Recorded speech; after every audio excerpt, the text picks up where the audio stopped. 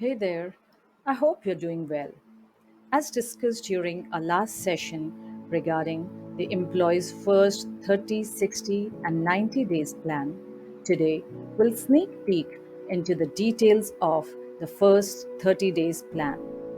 The theme for the first 30 days clearly outlines the important points like think big, start small, and learn fast. As we drill deep to discuss these points, we'll get to know that the individual and team performance is tied to a robust performance management mechanism, which in turn drives our action in collaboration with people, purpose, and process. The people, which forms the who part, the purpose, which forms the what part, and the process, which forms the how part of your organizational journey. Thus, it's important that we understand the who, what, and how of our objective as we begin our corporate journey. We'll first start our discussion with understanding who part, that is, the people. Now, the people forms the most important part as it marks the beginning of interactions, a network of cultural diversities, and provide a safe and inclusive work environment. Let us begin by understanding the term interactions over here. When people spend their time working together, they communicate with each other, which gives rise to interactions between them. Now, these interactions gradually grow as they communicate with each other by sending information and receiving feedback.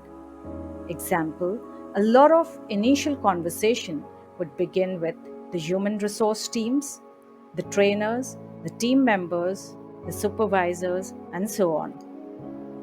Before we understand the cultural diversities and inclusive environment, it's important to know about the team environment or the team stages.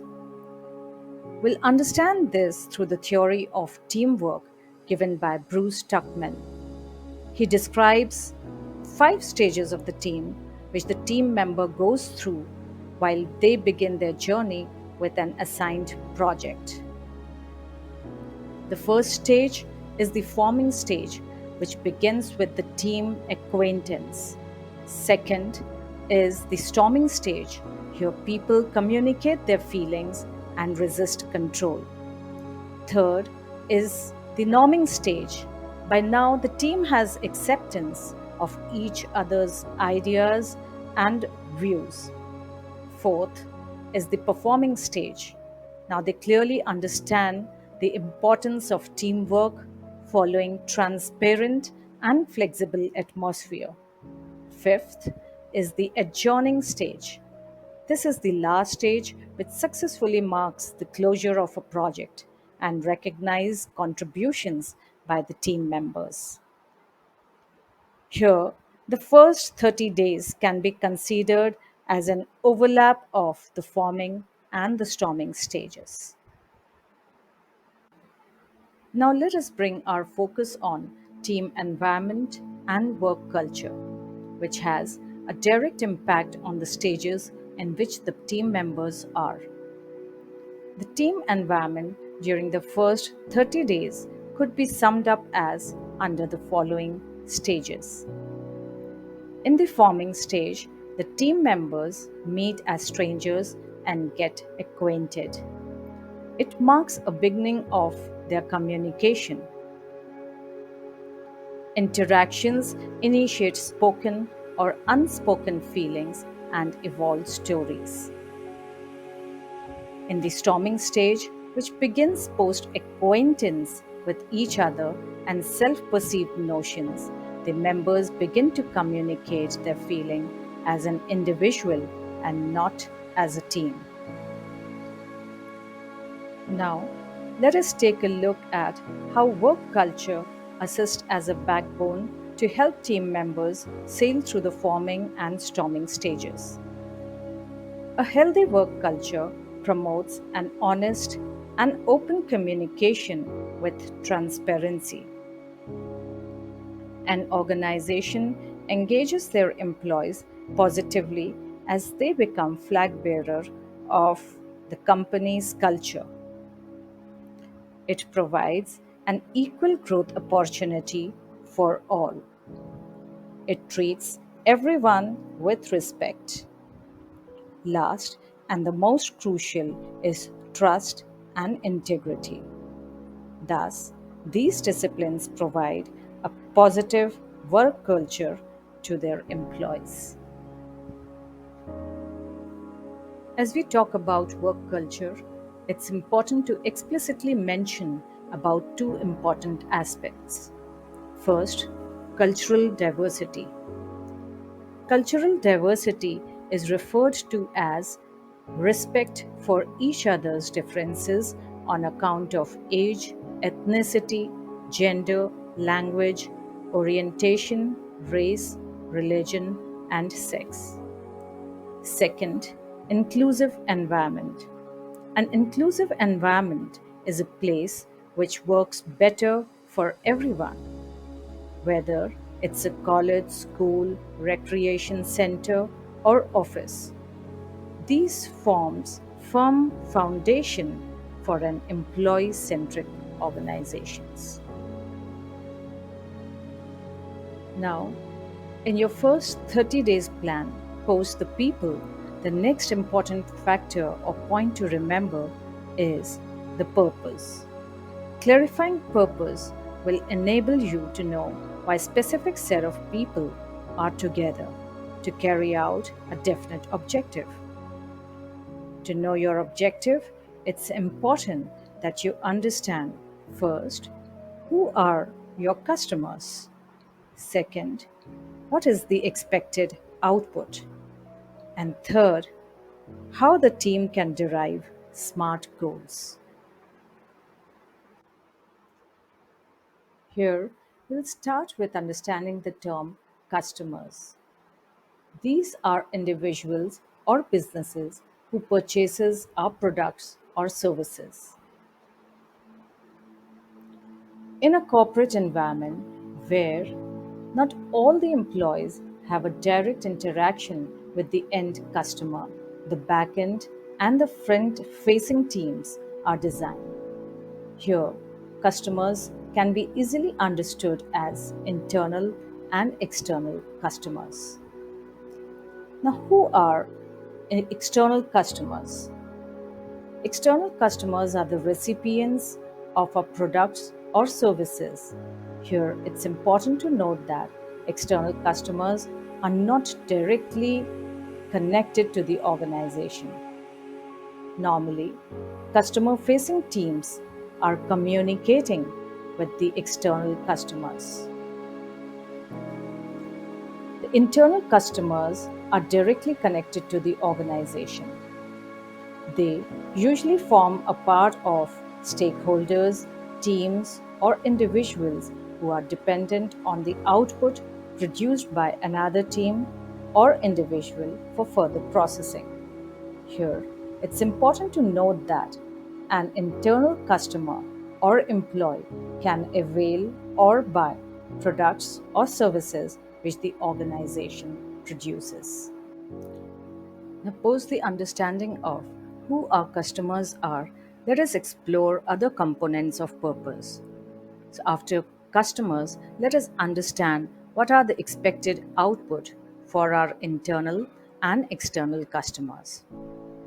As a team player, it's important that you understand customer expectations, existing processes, and expected output quite clearly. A product which may require cross functional teams to create an output. It's important that each team member and teams contribute towards creating a first time right product. Organizations normally encourage its people to suggest a lot of innovative ideas to improve process metric and enhance the product quality. Now let's see how to set SMART goals. A SMART goal is important as it provides an individual, team, or an organization with identifying controllable and non controllable risks or assumptions. Let us understand the meaning of SMART goal. S stands for specific, which means the goal statement should have an in scope and out of scope aspects. The specific goal statement are narrowed for more effective planning. M stands for measurable. The input and output of a process should have a specific measure. The measurement unit provides an evidence to prove if the team or an individual is making a progress. A stands for attainable. This is to make sure that an individual or team can accomplish goal in a specific time frame. R stands for realistic.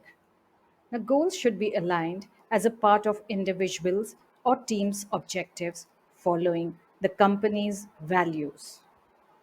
T stands for time bound, which means that the desired output should be achieved within defined time frame, which ensures proper task prioritization following scrum ceremonies and motivation to complete the task. With this, we'll understand the last component of 30 days, that is, the process, which defines the how part.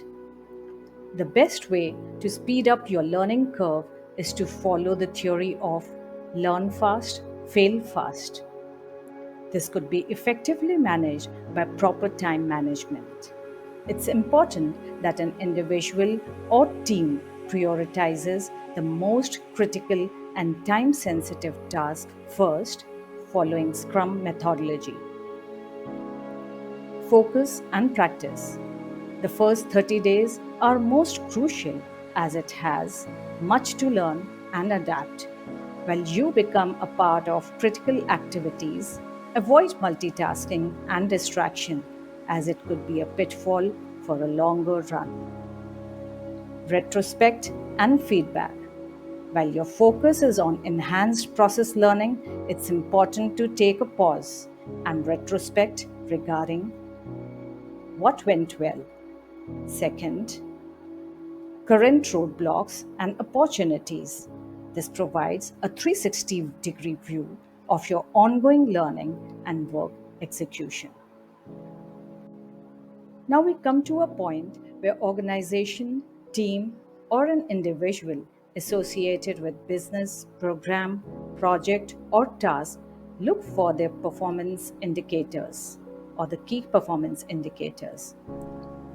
Now, the KPIs are forward looking predictors of performance. An organization KPI is measured in terms of customer satisfaction scores, customer retention program or indicators, or profit margins and revenue growth.